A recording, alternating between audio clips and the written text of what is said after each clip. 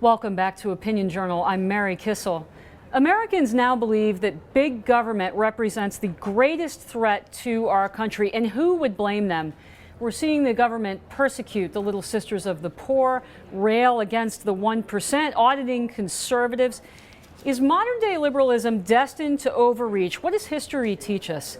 I've got Manhattan Institute senior fellow Fred Siegel, the author of, most recently, The Revolt Against the Masses. Fred, hi, Mary. Welcome.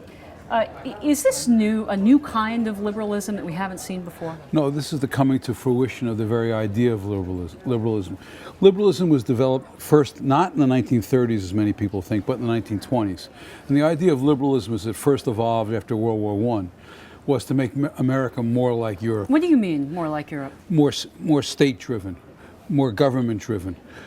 Less driven by voter participation, less driven by businessmen and women in civil society.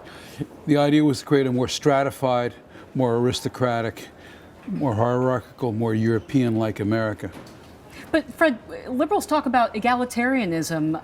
How can you mesh those two ideas together? This idea of hierarchy and egalitarianism. Well, they talk about egalitarianism on some occasions and not on others. Affirmative action, racial quotas are not egalitarianism. Liberalism is about dispensing special favors to special interests in return for political support.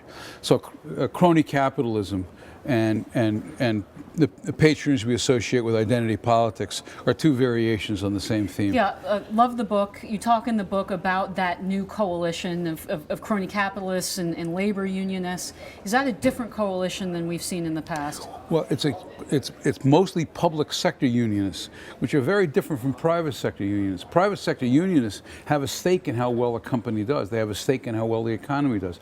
Public sector unionists are extractive.